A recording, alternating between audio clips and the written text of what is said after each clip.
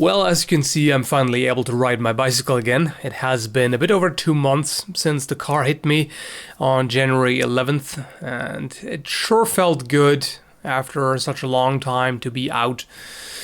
By the way, I'm having to do a voiceover here. I was trying to record the audio meanwhile. I was using the lavalier microphone with a windscreen and even taped some extra foam on top of it to help deal with the wind noise. But as it turned out, the wind wasn't the problem, the motion was. I had the audio recorder in the pocket of my jacket, and apparently from the pedaling, it doesn't tolerate being jiggled around, even just a little bit. And I ended up with choppy sound that really wasn't very usable. I considered using the audio that the GoPro itself recorded, but there really was too much wind noise, so it didn't sound good at all.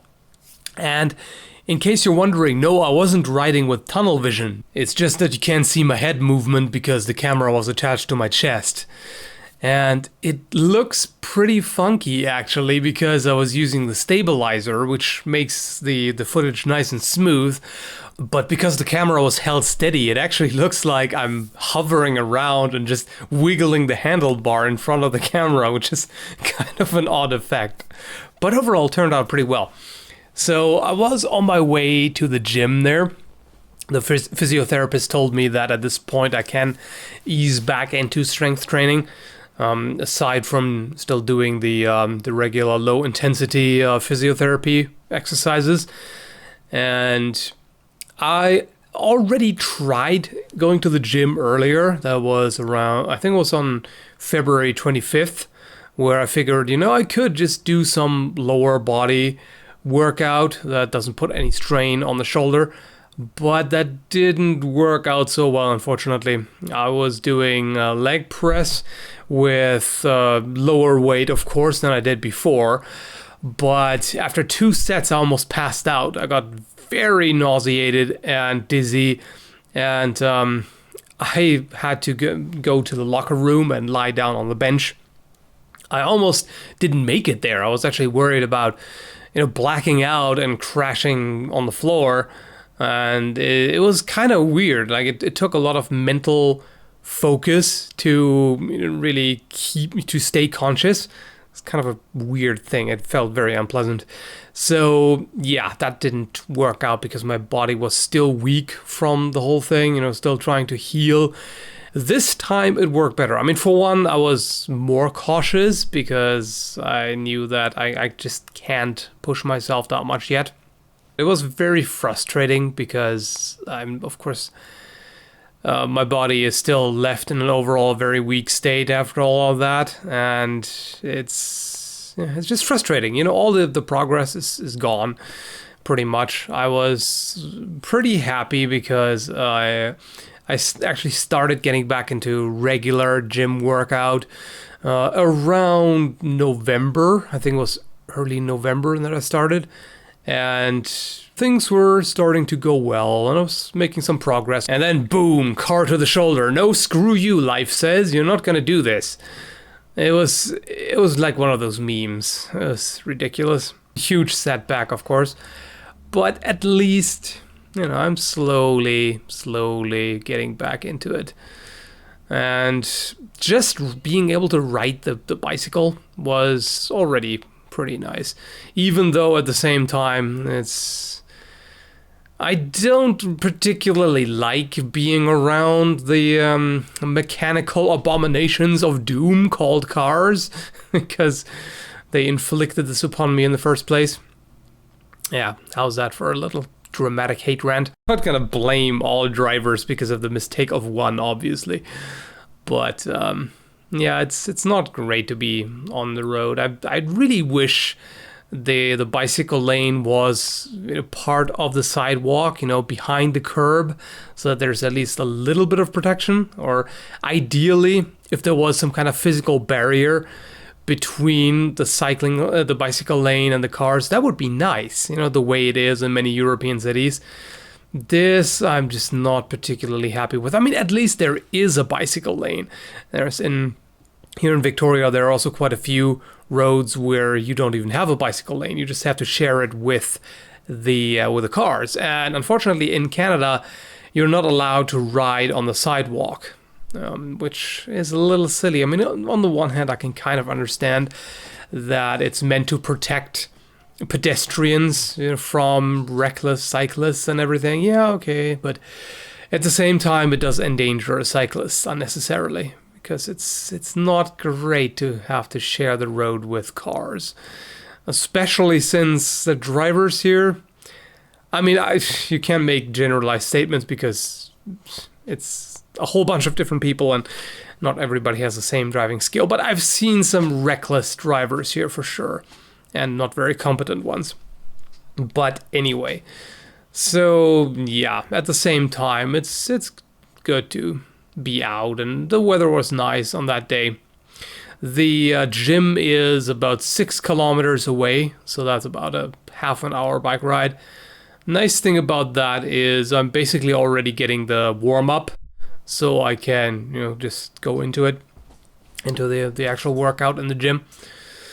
And it's at the university. There are gyms closer to where we live, which I could go to, but that one is just the most modern facility. It was actually built in 2015, so that's really recent. And it's quite nice. The only thing I'm missing there, unfortunately, they don't have sandbags or anything, boxing bags. But other than that, they have a lot of good equipment and everything. Can't complain. So yes, just wanted to give you a quick update. So health status is, still recovering. It's still going to take a while until I'm back at where I was. Supposedly the shoulder will recover completely without surgery. I'm not entirely convinced yet, but we'll see. The physiotherapist said that surgery wouldn't be worth it because this joint is peculiar, the way it's normally lined up. It's really difficult to get that back into the same position.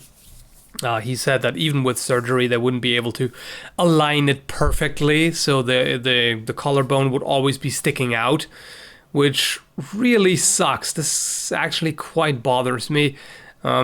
It's not just that it looks weird, but it's also that if I accidentally bump into it, that's really painful because, the bone is exposed there. It's not covered by muscle, and it's not great, but we'll see how it goes. If it, over time, maybe with exercise, starts popping back in slightly.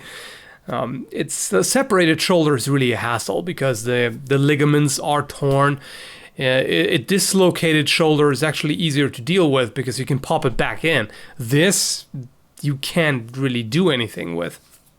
So, it'll just take a while. I still can't do things like bench press at all, like even with low weight. I mean, I did try the machine for the chest press, but man, even with low weight, it's quite a problem because I'm not supposed to work against the pain because I can do some damage that way.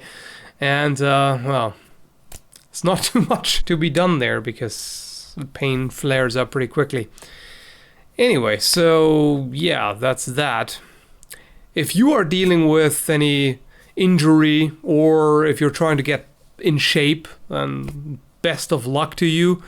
I know it's tough, but at the same time, ultimately it takes a lot of patience and dedication, persistence. Personally, I have kind of an issue with an all or nothing mentality, meaning that I find it very difficult to get motivated in the first place. And when I do, I want to do it with some intensity, and sometimes that causes me to overdo things and mess up because either I strain myself too much and then I'm not able to do the exercise for a while, which then throws me out of the whole routine, or it's hard to get started in the first place.